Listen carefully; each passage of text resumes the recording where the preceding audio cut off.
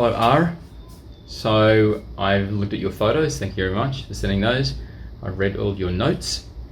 I understand what your priorities are. So just to quickly repeat, now that you have reached a part of your life where you no longer have a husband or children at home, so you're wondering, how do you redefine yourself? What's your purpose?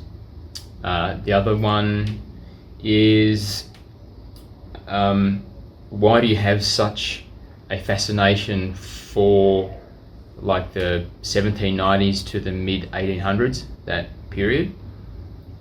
You have a very strong affinity for it. You want to know, is there something significant about that?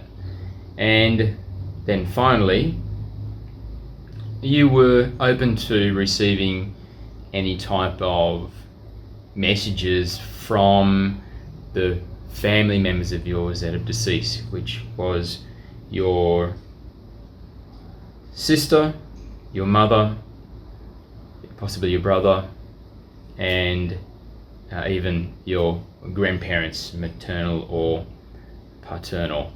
And your maternal grandparents were the part of your childhood which was quite difficult and sort of violently abusive, was because of sort of the role that those two played, your mother's parents, or your mother's father and your mother's stepmother. Alright, so let's see what we got.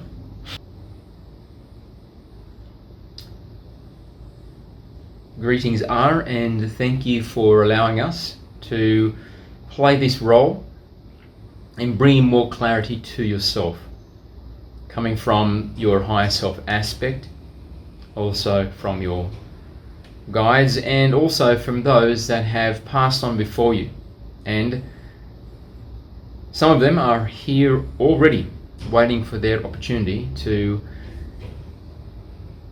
share with you some insight into who they were and how they perceive the relationship they have with you now that they have crossed over.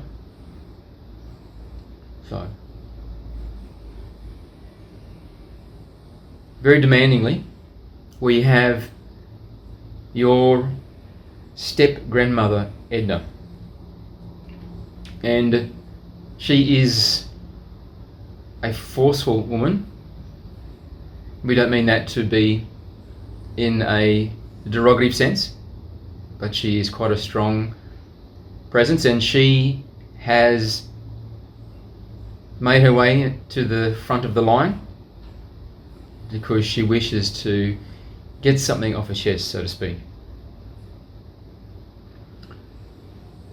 And she begins by saying that she is deeply sorry for the type of person that she was during your childhood, particularly that period when you were living in the home with your maternal grandfather and her, and she was unkind, selfish, cruel. She wishes you to understand that the way that she was thinking at that time was, when she married your grandfather, she thought it was an opportunity for her to have a life with a man that could give her his attention, and just the two of them would have a life which was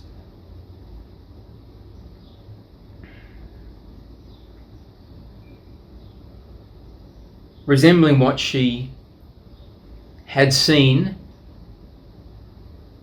other members of her family enjoy and her friends. However, it was not meeting to her ideal. So, she was able to maintain some degree of decorum while your mother was growing up, but when she left home and your grandfather and her were, your grandfather and Edna were able to begin living their life, it didn't last very long before the circumstances changed and you and your siblings and your mother were, out of necessity, forced to return to live in their home. So she resented that her opportunity to just be alone with her husband was taken from her, and she saw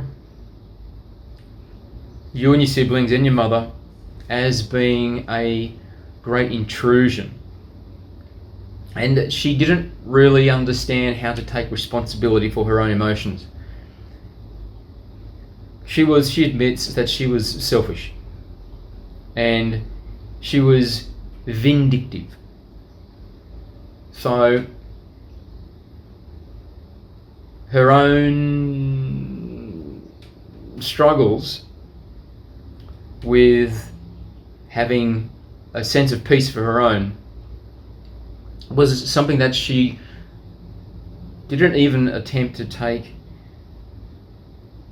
responsibility for, because she saw it as being someone else's fault, and it was convenient to place the blame on your mother and your children. So she wishes to say that she understands that was not right, and she's hoping that she has an opportunity in a future life to find herself in a similar living circumstance where she is intruded upon in the sort of ideal life that she would be hoped to be living, because there is someone around her that is in need, and yet this time she would like to welcome it as an opportunity for her to open herself up in a sense of loving and giving to those who innocently find themselves in the circumstances which necessitate help from someone. And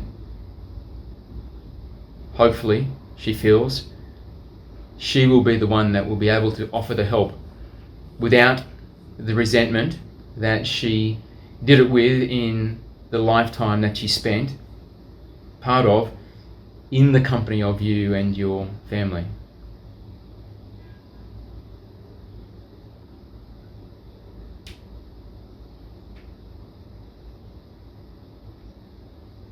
She says her behaviour was inexcusable, and she is not expecting forgiveness for her, but she hopes that you can forgive for you. Because now that she is gone, it pains her that you are still suffering in a way because of what she did, even though it was so long ago that she left. And she hopes that you can forgive for yourself.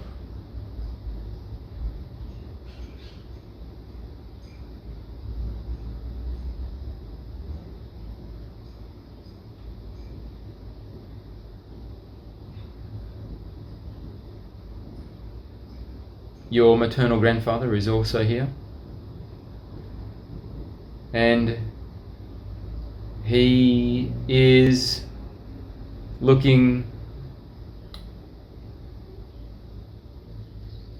coy, humble, hat in hand, a little ashamed that he saw what was going on and yet didn't do enough to protect his daughter and his grandchildren.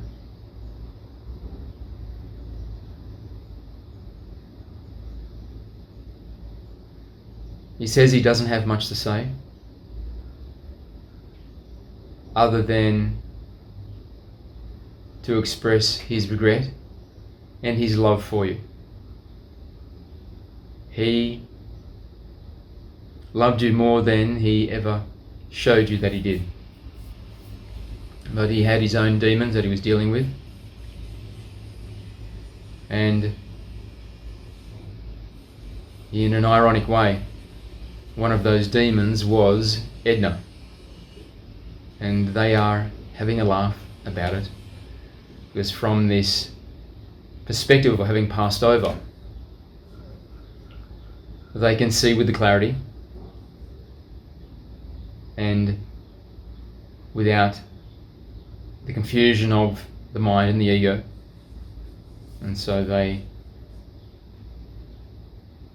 reflect back on those experiences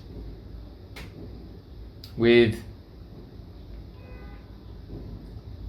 a capacity to understand them in a new way.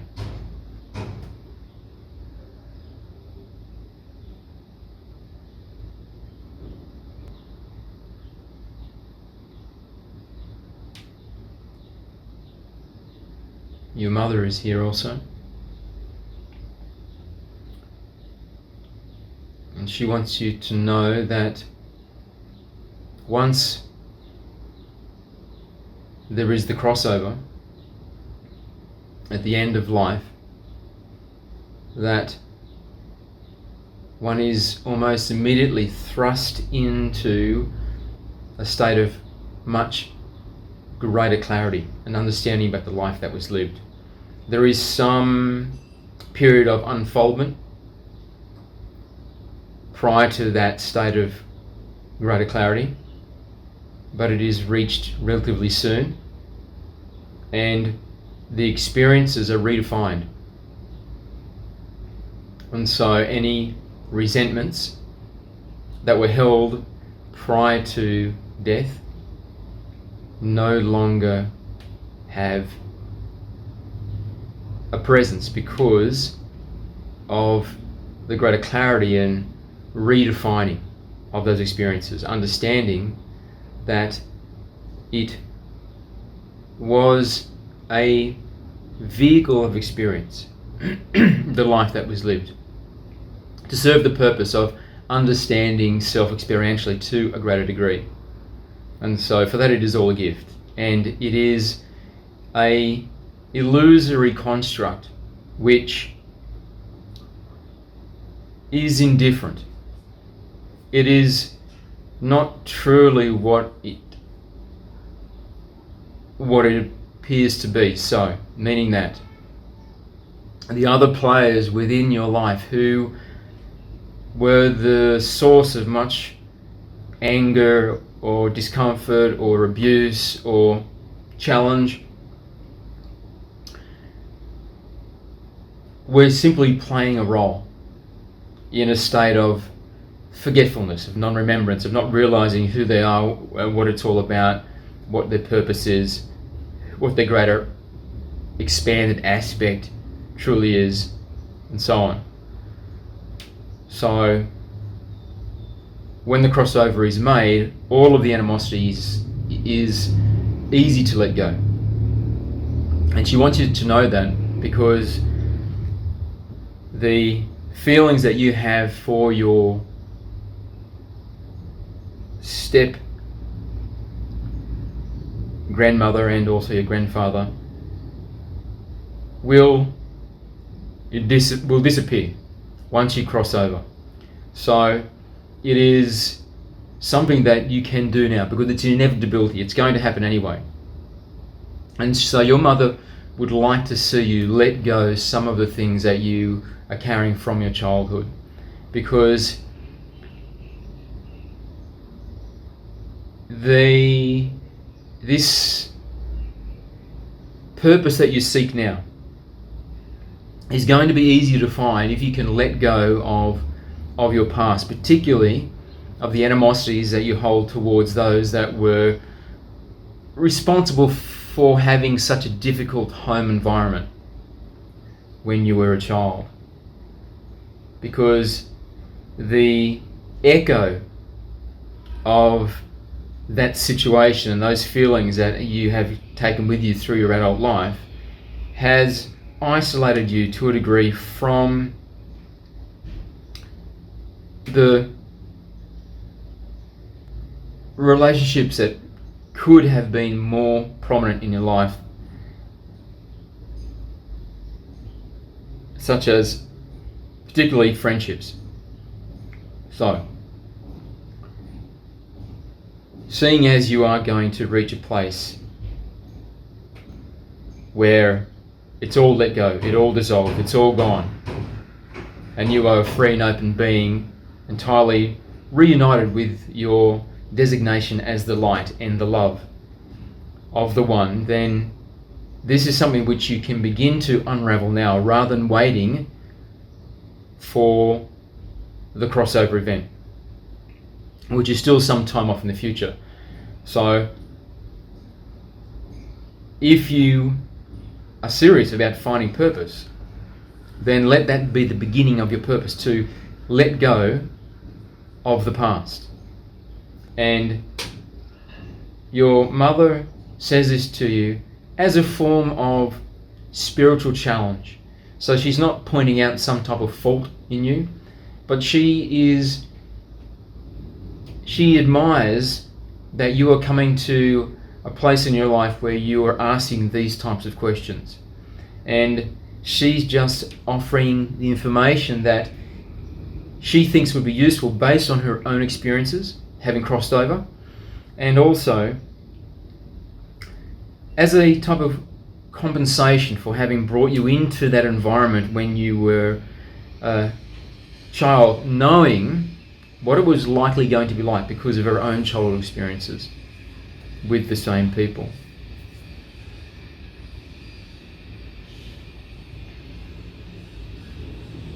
So,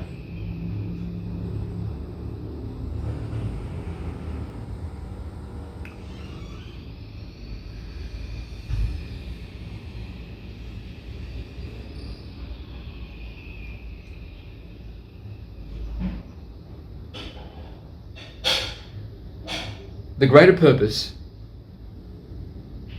which is the divine purpose, is to know thyself to completion through experience. So, this means that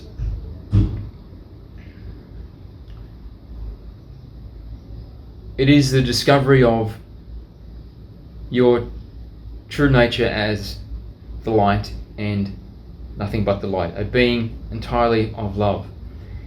Your capacity to exist in this way is hindered while you are unhealed.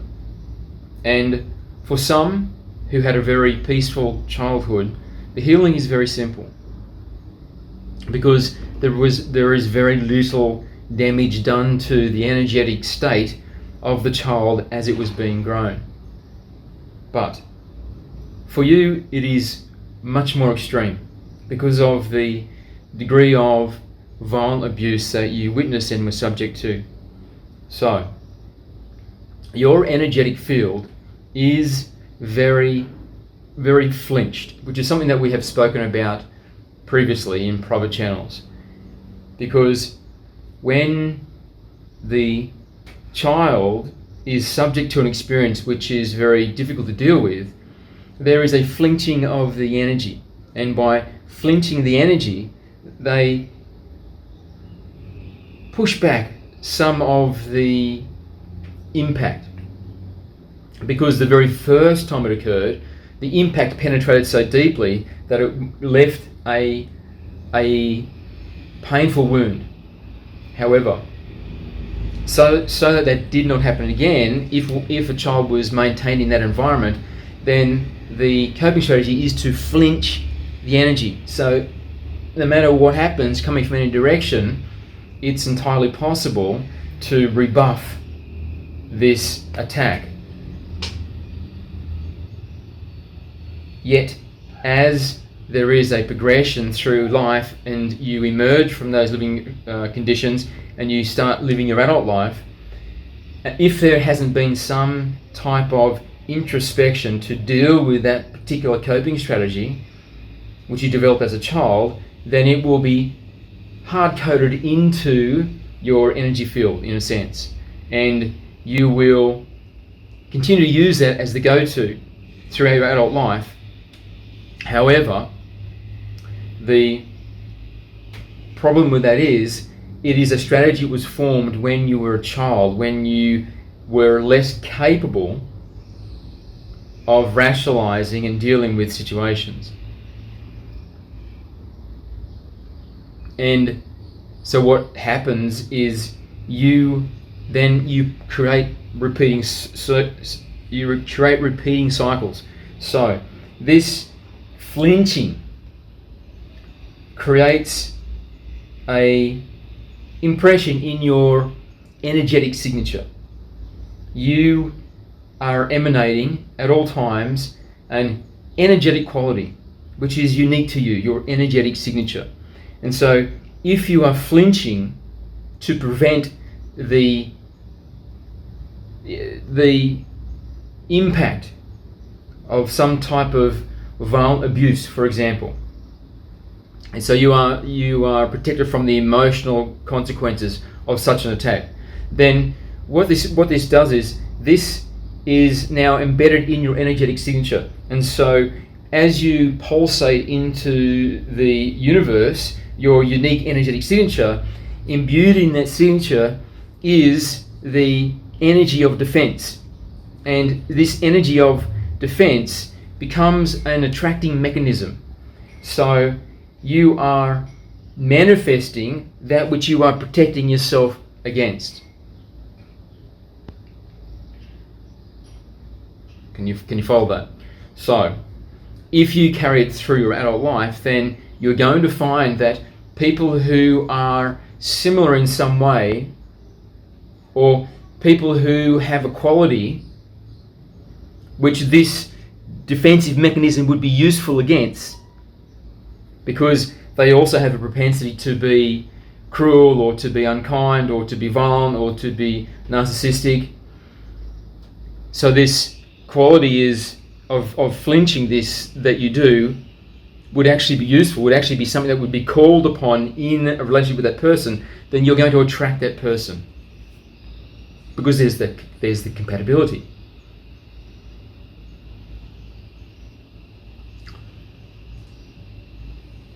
And this will be the pattern. And as you have said in your information you provided to us, you were married for 35 years to a man which was similar in some way to these experiences that you had as a child. So these defensive mechanisms that you developed as a child were actually useful in that relationship. This isn't a coincidence. This relationship was attracted into your life because of this unhealed pain from the child that developed that strategy, which is now implanted, hard-coded into your energetic signature. So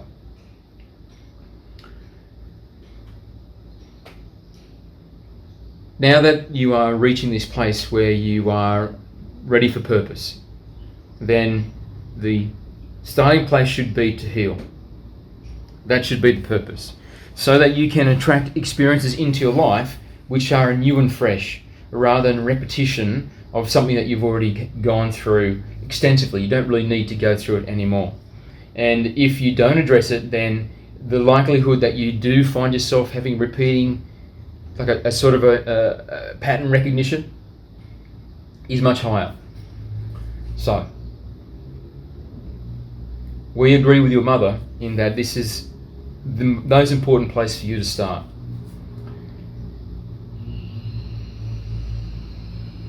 The the way to do this is for you to trace back in your memory these experiences of being violently traumatized, whether either being the subject of the violence or being a witness to the violence.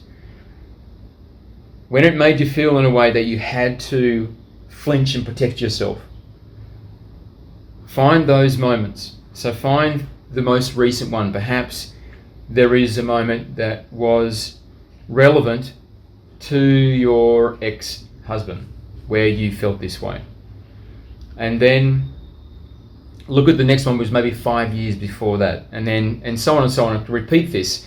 And if you imagine that your life experiences is a timeline, and you behind you, you turn around, you look back across an entire life that you've lived, and each moment of your life is like a separate playing card that they're stacked one behind the other. So one behind the other, and ask that those experiences which were impactful in the way that we are describing, where you felt you had to defend yourself against some type of violent onslaught, ask that they be elevated. So you have the timeline of all of your past experiences, and then popping up just individual cards are these moments which are most relevant to this defensive position that you took energetically. So now skip back and look at each of these just briefly, going back, briefly remember what they were, and then go back until you are now reaching like the very first ones you can see in this stack which are sticking up. These are individual cards that are sticking up because of their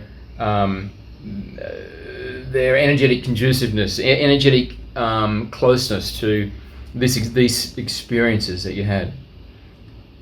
And go back until you can find the one which you would say is the original experience, the very first time that you felt threatened by the violent energy that was in your household, that was in your immediate environment. And go to that child and look that child in the eyes, hold their hands, and help them to understand that this had nothing to do with them. This is the inner child, the inner girl that you were. Let her know that there was nothing about what was occurring which was deserved. You were the innocent child. And it's important that this innocent child understands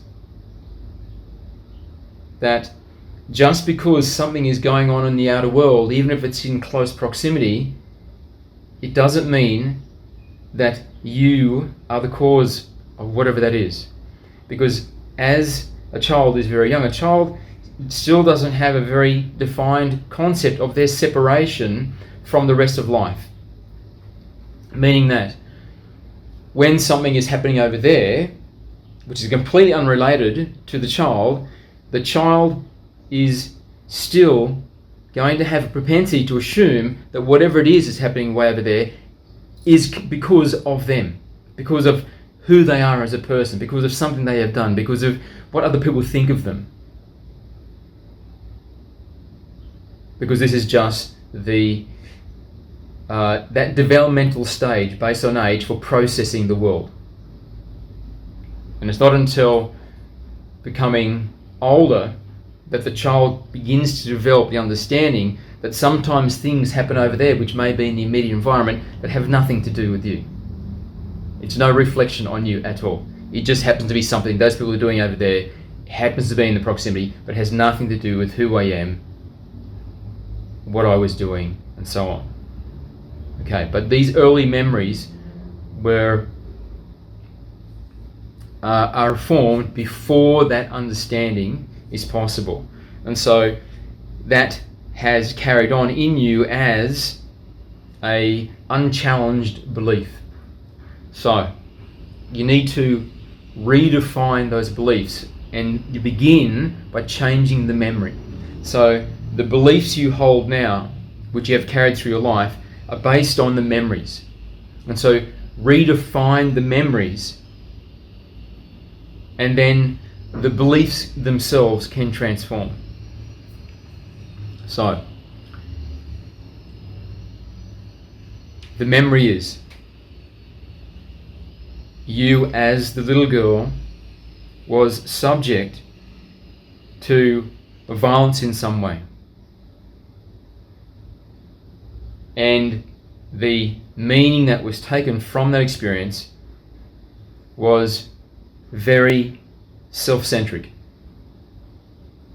As in, it's because of me, it's because of who I am, it's because of what I was doing. I'm entirely responsible for that experience, and therefore I deserve that experience. If I deserve that, to have that experience, then that must infer I am a person of low value. I'm a person who is undeserving of being treated better than that.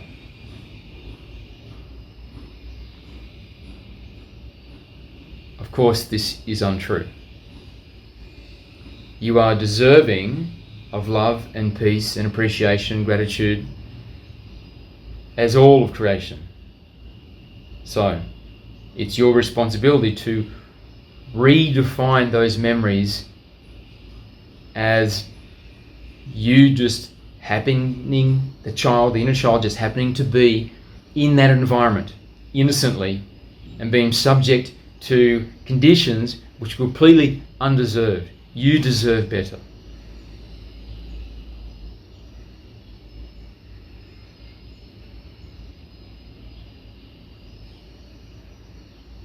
And now that your grandfather and grandmother have crossed over, and they are in a state of wakefulness, no longer lost in the identity of the avatar, confused and in their own pain, they are beings now more fully of the light, more fully expressive of love. And they wish you to understand that their behavior had nothing to do with you. It was completely unrelated. It was because of their own struggles with who they were, dealing with their own pain from the experiences of their past with each other, their confusion about what was important, what is important, what isn't important.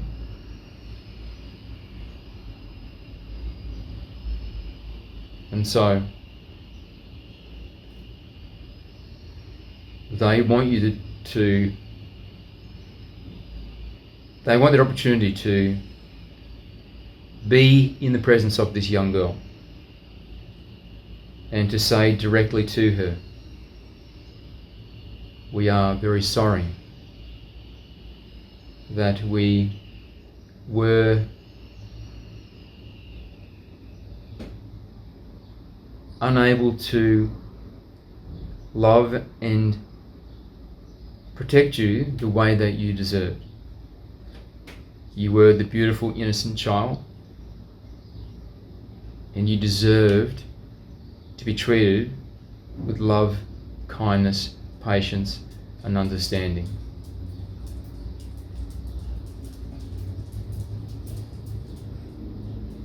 And so, speaking from their voice, we hope that the love we hold now, the understanding we possess in this crossed over state, can be transferred into this small child that you were, and that child can feel loved, protected, safe, such that the flinching can be released and the emotional scar, the energetic damage is allowed to return to a natural, soft state, which is dynamic and is free to move with the malleability which is intended in the auric field, such that life becomes easier to experience with others, because your energetic field is so open, so vulnerable, so welcoming.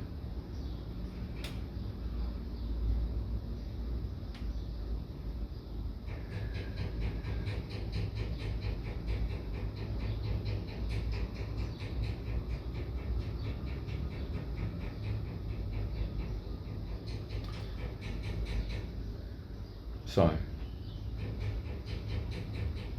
you are encouraged by all that have joined in this channel, and us also, to spend some considerable time really redefining the memories of your childhood, these traumatic experiences, so that it can be left in the past and you can then move on to new, fresh experiences.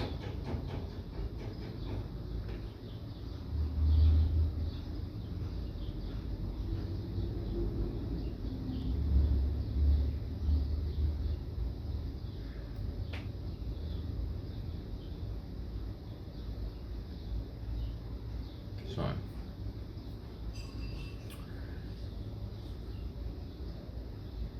moving past that, now we're sort of looking about purpose in a more practical sense. What is your purpose going to be? How are you going to spend the moments of your life? Doing what? What is going to be meaningful to you?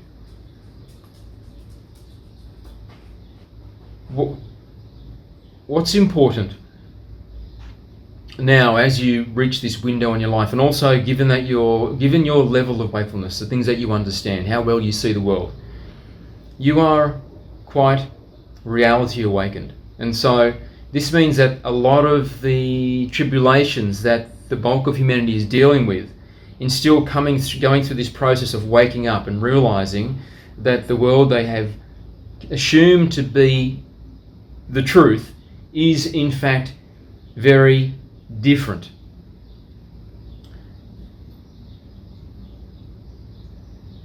You are, in a sense, on the leading edge. If you can imagine, all of humanity is going through this process of waking up. There are some which are heading in the wrong direction and unlikely to wake up, and there is the greater bulk of humanity which is heading that way. But still, the bulk of this movement are still going through the process of having the dawning realization that, well, something's up. This doesn't seem right. I think I've been deceived. That's where the bulk of humanity is. But there is a contingent of that greater group which is on the outer edge and are sort of leading the way and are already sort of passed through that. And this is where we see that you are. So, then the next most important part of this process, as there is the movement towards the ascension, is to now increasingly polarize to the light. And so to take on the qualities which are of the light. And then this gives you a looseness of what purpose can be. Purpose then can be anything which is conducive to you polarizing to the light. So some ways that this can be is to start being more creative. Start spending time, seeing as you have this window of opportunity, because you don't necessarily need to work. then we would say start trying to find ways that you can be very expressive of the light. And we will give you a short list of ways that this can be done. The first one would be to start being creative. So it can be to sing, or to write, or to do art, sculpting, gardening. The purpose being that you are channeling the light through yourself into an artistic medium.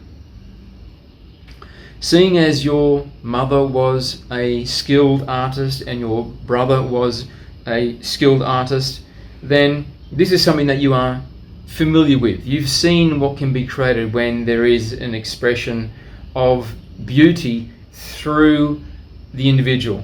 And this can be done in a way which is very imbued with the light. If you are not yourself a skilled artist, it does not matter. You can do art, for example, which is just pattern based. But the purpose is that it is a means for you to pour the light into a medium so that you become a greater conduit of the light, expressing the light. And this will very naturally polarize you to the light.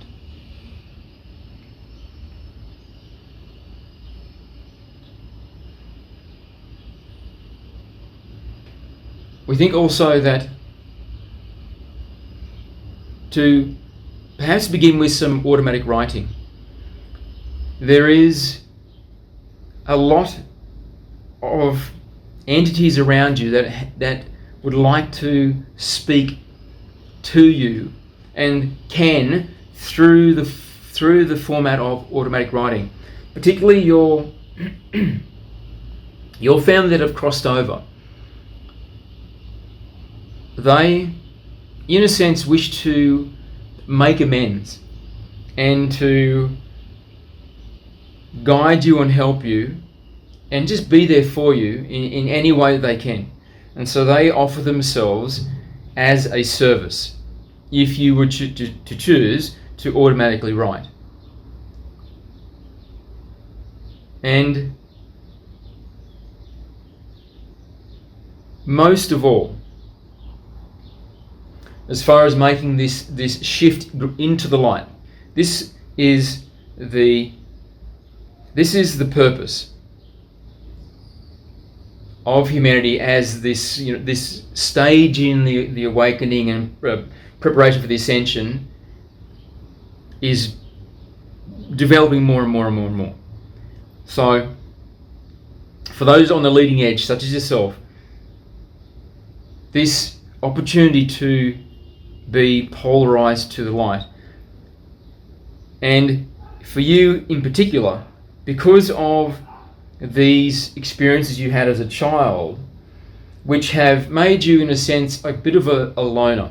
You are quite happy to be without others, because when you aren't with others, you are much less likely to have to go there with that energetic flinching. It's much less likely that you are going to be challenged in a way which is unpleasant and reignites those memories of the child.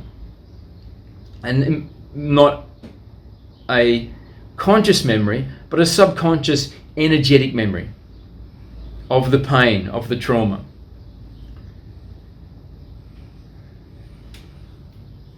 But if you are able to spend more time with other people, then this can be a great way to have an acceleration of your expansion, an acceleration of your polarization to the light, and as such, an acceleration of your expansion into a true essence of who you are, and expanded into the qualities which are of the highest self, and a movement away from the diminished qualities of the avatar. So, we would say find a tribe, find a tribe that are energetically very similar to where you are at. People who are very focused on the light, are moving towards light, even if perhaps they are not defining it in that way. But you can see nonetheless that that's what they are doing. That's what they are focused on. That is something which they are passionate about. Is about understanding the one, understanding love, understanding themselves. And from these these relationships, start getting yourself into environments, situations where you're literally with other people. And these other people are so open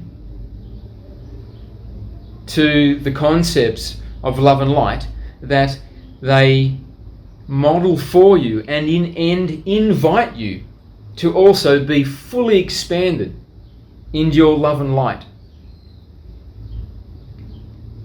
And so when you are with them, you can be open and loving and joyful in a way which is something new for you, that perhaps normally you would never do, because it is so vulnerable. What will these people think of me if I just be the crazy love nut? And so instead you remain with a sense of decorum which is stifling, which makes one cold, when really bubbling underneath the surface is the potential for great warmth and love.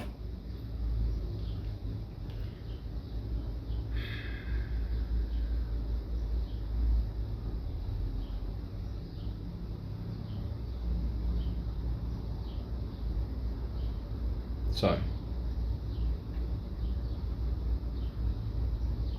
let us finish this section regarding purpose by saying that your purpose doesn't have to be something specific.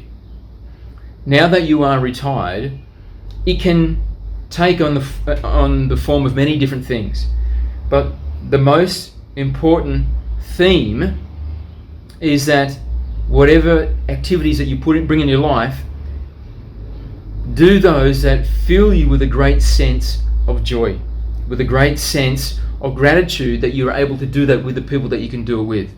And as much as possible, put yourself in an environment where there are other people. And this will be an acceleration. This will be the opportunity for you to really blossom, bloom. So people that knew you during your married life, and having not seen you for 6 months, for a year, for example, would meet you and go, oh my goodness, well, what happened to you? You're so much happier. You're so much joyful. You're glowing.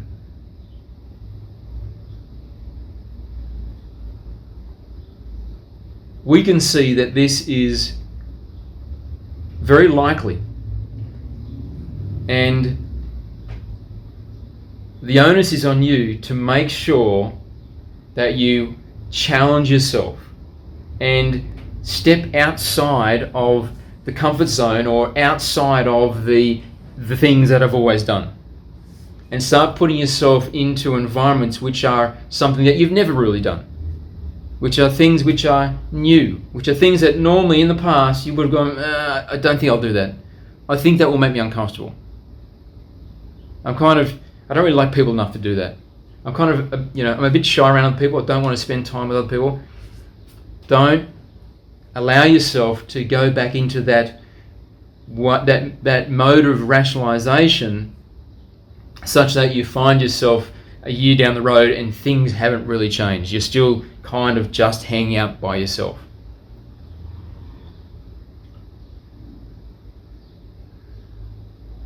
So,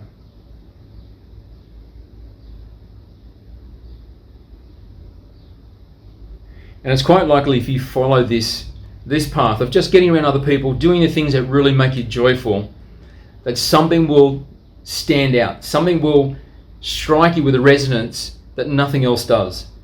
And then that can be your opportunity to shift into a pathway which is more focused on the one particular thing. But in the beginning, as you are now about to live a completely different life, then the most efficient and prudent way to approach it is to start putting yourself in lots of different situations with lots of different opportunities and see what it is that rings true. See what it is that makes your heart shine. So there is going to be a period of discovery. So let your initial mission to be, once you have addressed this trauma of the child and you feel you're ready to now start moving into the future, make this initial period about finding what it is that makes your heart sing. And this is going to entail finding several different modes of possibility and testing them, trying them out, seeing what you think. Give them a fair shot. And if you continue to do this, eventually something will rise up as being more resonant with you than anything else. But it is a process of discovery, and it is your responsibility to make sure that you do it so these things can happen, so your life can transform.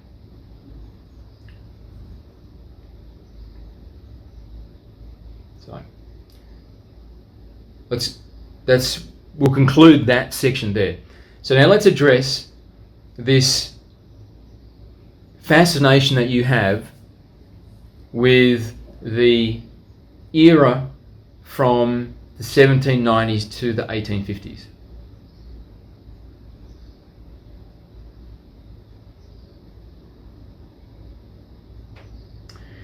It's probably unsurprising to you to hear that we can see that you were alive during this period. And during this period, this life that you had during this period, you were very happy. You were we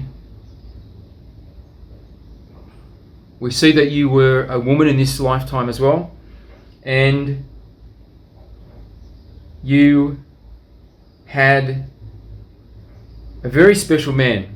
You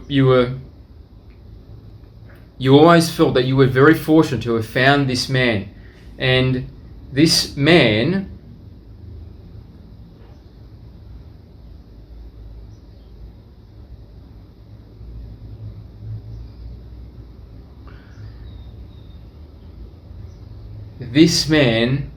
is the man that you have seen. So you said that you have seen a man dressed in clothes from that era more than once. This man is part of your soul group, but for reasons which are not clear to us, in this incarnation cycle, he chose not to incarnate. And so this is your first incarnation cycle in some time that he hasn't been part of the beings that you are having meaningful experiences with. And his absence is felt. This is why you have the fascination with that era, because usually in each incarnation cycle you have, you and him, and this is speaking from the perspective of the last time that you were together. You were female, he was a male, and you had a very close relationship where you were man and wife, and you had a family. And in this lifetime, you are still connected to him, but the connection is going back to the most relevant experience together that you had, which was in this period, in the early 1800s.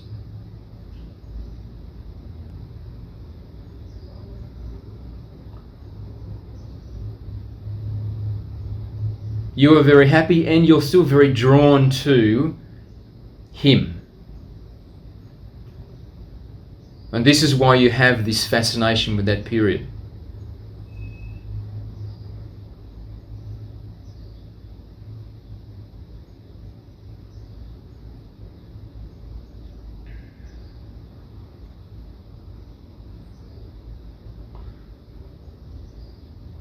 But we see that it appears that you died early in that lifetime. So you passed away from an accident, it seems. You were struck down in the street by a vehicle of some kind while you were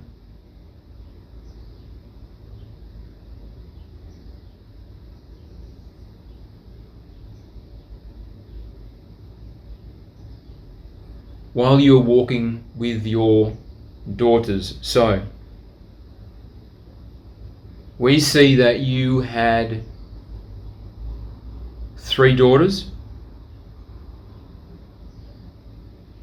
and you were escorting them to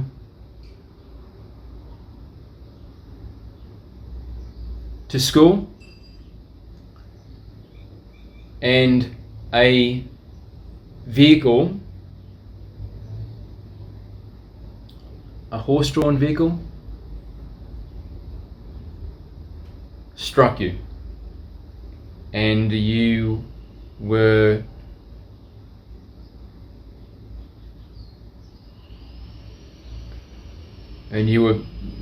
fatally injured. Your husband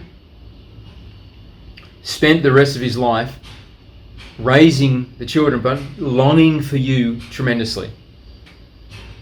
He never remarried because he didn't want a different one raising his daughters. He was so faithful to you, and he believed that you were so much the perfect woman for him that he chose to, although he courted, he never was able to meet another woman who he felt could replace you and mother your children. And so he never actually remarried. And he spent the rest of his life in a deep sense of longing for you. And this is another reason why your memory, why you have a strong fascination, because his deep sense of longing draws you back into that lifetime. Although we are speaking of a previous lifetime, it is essentially just a different perspective of the same moment. So there is only one moment, and that one moment has an infinite number of perspectives, and those perspectives create the illusion of linear time. So this means that he is living that life now, and right now he is in a sense of great longing for you because of what occurred in him passing over and everything that we explained. And that his sense of longing is so strong and so profound, that is what draws you in your focus into that sort of genre of history, that period of history, but unsure why. So this man that you see, that you thought is Harry or Henry,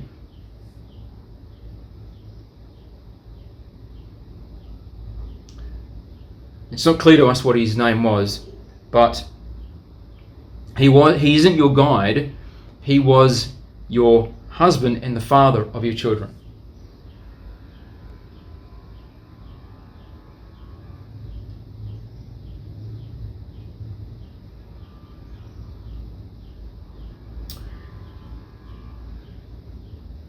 And in a sense, that trauma was something the trauma of losing you was something that he never really got over.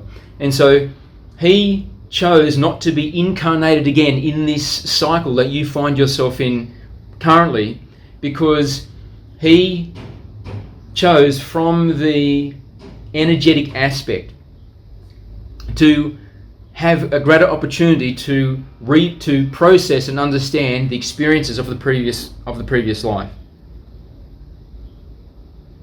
So he has not incarnated in this current cycle with you, even though he's part of your soul group, because it is entirely by choice.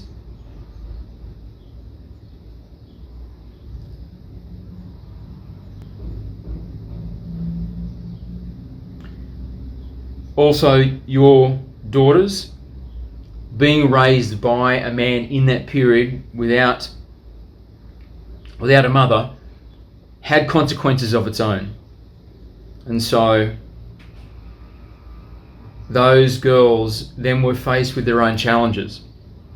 And your husband from that period, he, in that lifetime, towards the end of his life, felt that he'd made the wrong choice, because he didn't replace you. He didn't get another woman. And so then he had this very strong sense of conflicting guilt.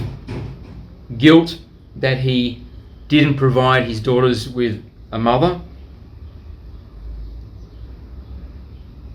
but then also guilt that he feels he should have replaced you. And this is kind of an unreconcilable energetic state.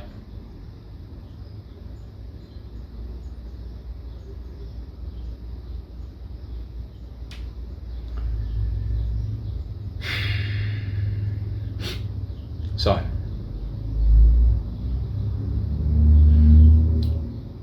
we think that is everything that you had brought to this channel that has been covered.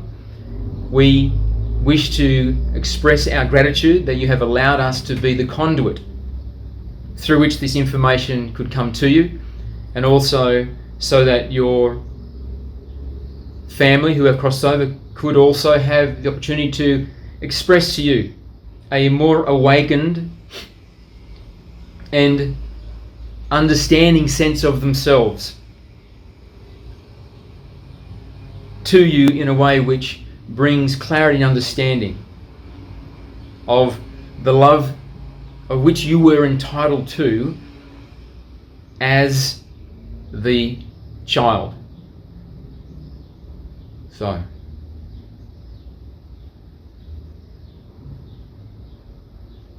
it is now up to you to take the information from this channel and start doing the practices which were described.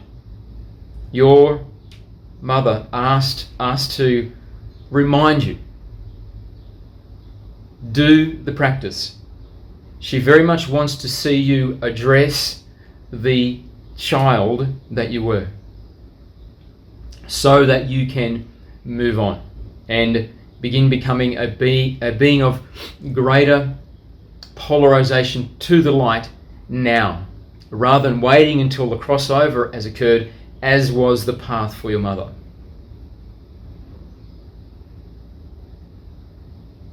So thank you. We love you. And from all that were involved in this channel today, wish you a blessed path into the light.